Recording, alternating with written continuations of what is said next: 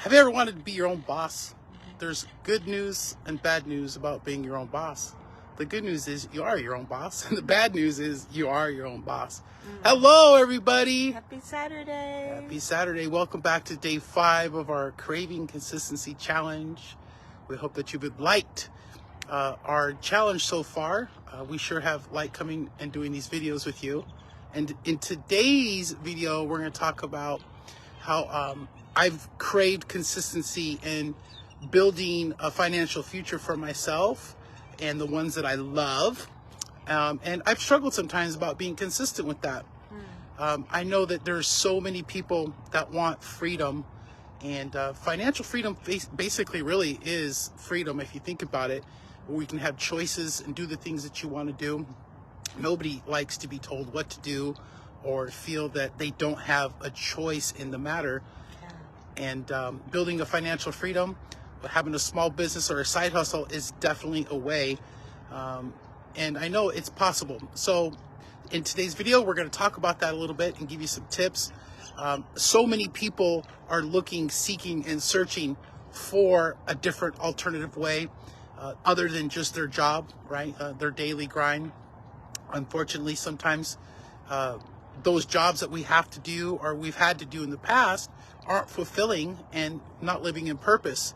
And the good news is you can find things to do for your financial future that are meaningful and fulfilling by blessing, serving, and helping others. So, Hi, I'm Deb. And I'm Mike. We're back. That was a mouthful. I know. I was just, I had a few thoughts that I wanted to share. And that was them. Oh, yeah. Like, who doesn't want to be free, right?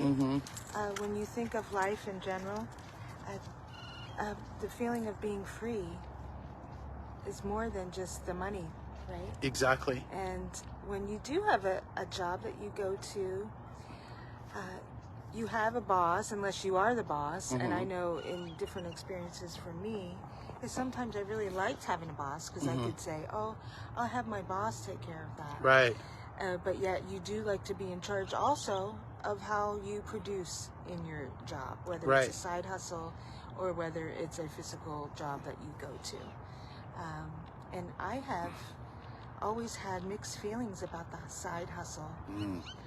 I love the thought of the freedom in helping and what exactly it is you want to do, but I've had a lot of bad feedback when it came to that, and with people in my life in the past saying, oh, you don't want to do that, oh, that's nothing you can make money with, oh, that's just more stress than you need in your life. So that's, I think, why me personally, I haven't been as successful in or consistent with the side hustle business, but I've had some success. Yeah, we times have really changed. If you think about it, the internet has really changed so many different things, and we live in what they call now the gig economy.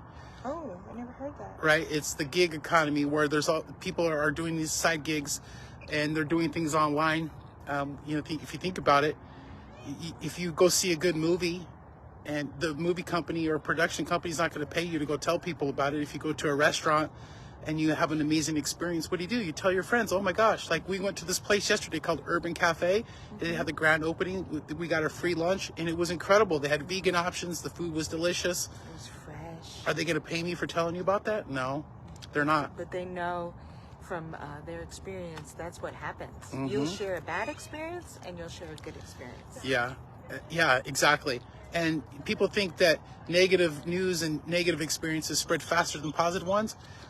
Well, yeah, kind of, but you're more enthusiastic and outgoing to share positive experiences because you really want to bless other people. Yeah, totally. So we have some talking points about this, and Deb's going to get right into them. Deb, what's number 1? Consistency. Consistency. That's what we're talking about this week, right? Right, exactly. It's key in the world of business too, and production is the name of the game. It's not about occasional bursts of effort, which I've done, but the steady grind that leads to success, right? And number 1 is set clear goals. Right. Anything in life, specifically business or whatever, you have to define your objectives, break them down to achieve milestones. Having a roadmap makes it easier to stay consistent because you have a clear vision right? If you don't have a vision of what you want, how are you going to go towards that? Right.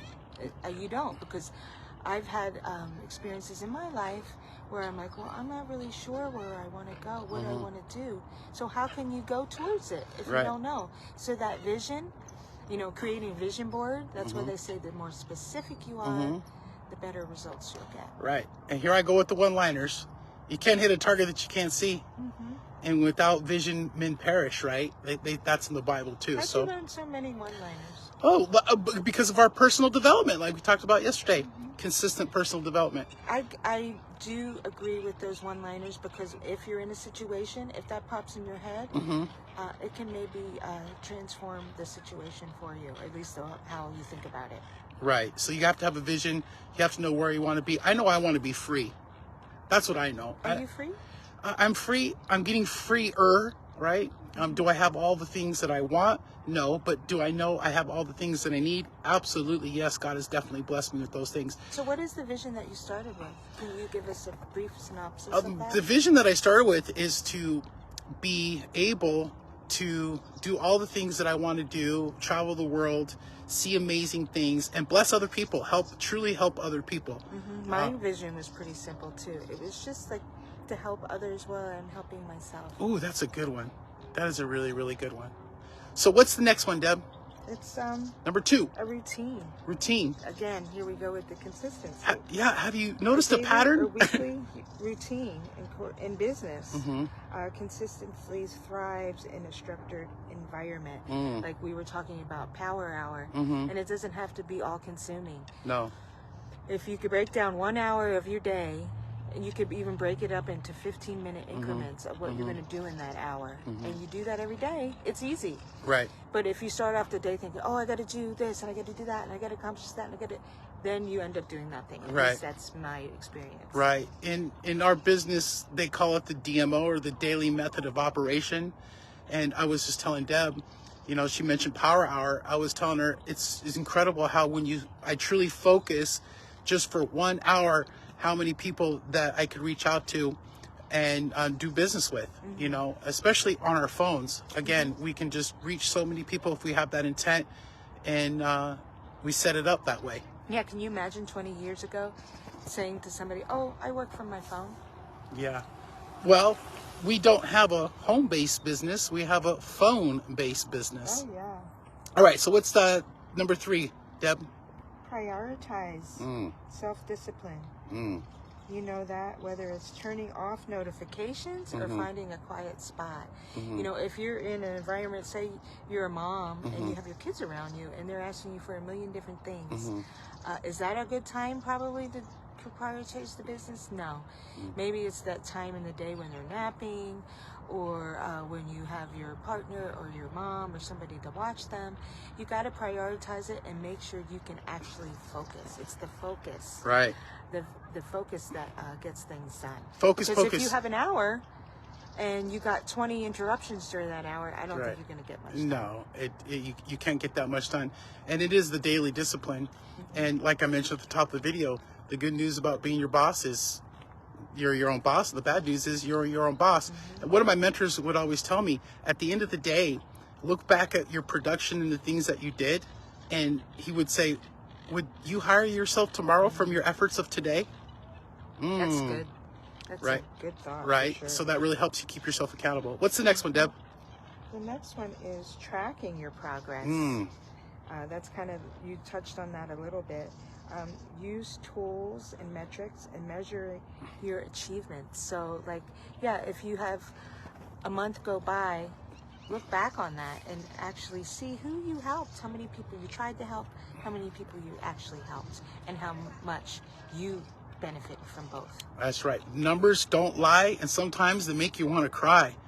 Happy tears or sad tears. Yeah. Right? The numbers don't lie, and the metrics and the matrix and all that stuff that you can track your progress in business is truly incredible. If you think about it, that's one of the things that there's no doubt about it.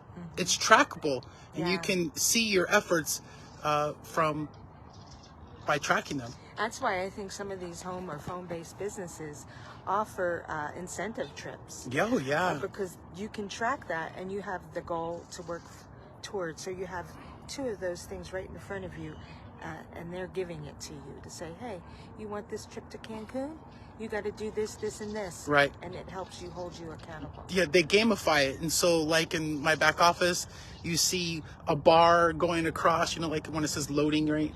You see your progress and you can see how much further you have to go. You have percentages, you have all those things. So you got to track it. All right. How many of you guys have phone or home-based businesses, side gigs, and are you consistent with them? Yeah. That's what I'd like to know. Do we have any more tips, or is that the last one? No, that was the last tip. Okay. If you guys don't know who Jim Rohn is, he's truly incredible. And he always says, work harder on your job, or work harder on yourself than you do on your job. Oh, yeah. Yeah, and that's why I really love these type of businesses, because that's what got me going on my personal development journey. And just how you said journey, that's what it is. Think about the journey and not the destination. Right. Because as you say, there's always another there. Yeah, there's always another there. there. When you get to your destination, say you get to that trip, you won the trip. What happens when you come back from the trip? Does it stop? Or does it continue the journey? No, it continues the journey. So Deb and I are super passionate about this topic. We love the businesses that we're involved in. Yeah, and if you want information on it, reach out to Mike or reach out to me. Right. Because we want you on our team. Yeah, it's totally doable. It is doable if you have the support, you have the accountability, and you have the passion and desire to want to live a life of freedom, really, because that's what it's all about. Not la vida loca, but freedom. No. What's freedom in Spanish? I don't know. I'll have to look that one up. But I do know I'm very grateful for these types of businesses, because if it wasn't for me having a phone-based business, I literally wouldn't eat. I mean, I wouldn't. That's why I'm so grateful. Because I've been able to share amazing things with people, help other people, and then in turn, I've been blessed as well. So. What's the homework for tonight? Well, the homework for today is, have you ever struggled to stay consistent in a business? Right? Have you ever tried any type of business? I know so many people, if you're online, the percentages are really, really high that you've been involved in a business, you're involved in a business, or you want to be involved in a business. Yeah. So have you ever struggled to be consistent in a business that you're in? That's my question for you. That's the homework? That's the homework. You can make a video, you can leave a post, whatever you want to do. Yeah. And sometimes people think these home-based or phone-based businesses is just people pestering people. Nah, that's not what it is. Not when it's done the right way. Yeah. It's, that's not when it's done the right way. So if you have any questions about it, reach out to us. Let us know. Yeah. Okay, we'll see you tomorrow on day 6. And enjoy this beautiful Saturday. We're going to give you guys another quick panoramic. Here it is. There it is. And here we go. We'll talk to you guys later. Goodbye, everybody.